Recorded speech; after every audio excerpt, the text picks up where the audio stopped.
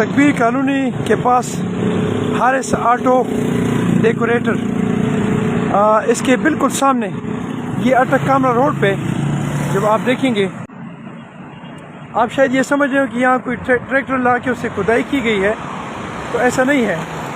बल्कि ये जो केबल माफिया है, इन्होंने इस जगह को खोद के और यहाँ पे अपने केबल बिछाए हुए हैं और उसके बाद उसकी प्रॉपर कंपेक्शन नहीं की। और ये जो हाईवे डिपार्टमेंट माफिया है, तो उन्होंने इनसे बाकायदा इसके पैसे लिए होते हैं।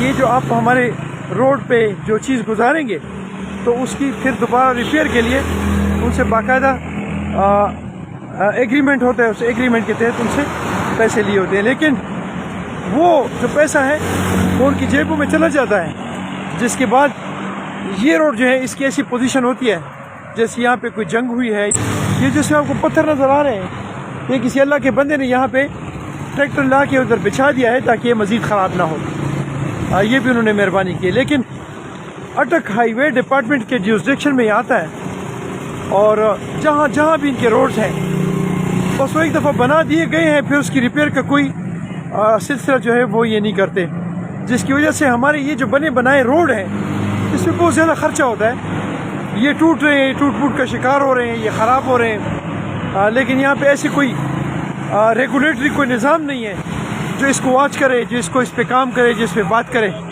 गो के ये जो मेन रूट है अटक कामरा रोड, तो मैं ये कहूँगा कि यहाँ से DCO साहब भी गुजरते हैं, यहाँ से हाईवे डिपार्टमेंट के चीफ इंजीनियर्स हो, यहाँ ये जो इनके जो सेक्रेटरी और सारे हैं वो भी इसी रोड से गुजरते हैं। इसके अलावा यहाँ से असिस्टेंट कमिश्नर भी गुजरते हैं।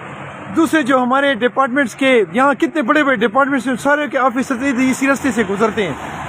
लेकिन मजाल है कि वो इस तरफ थोड़ी सी भी नज़र डाले कि जिस माधरती के जेब से उनको करोड़ों रुपए के तनख्वाहें मिलती है और फैसिलिटीज़ मिलती हैं, उस माधरती के लिए थोड़ा सा मुंह हिलाना या ज़बान को हिला देना शायद सवाब से कम नहीं होगा।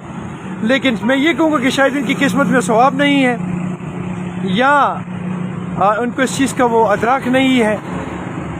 बहरहाल मेरी इस माधरती का अल्लाह ही हाफिज़ है।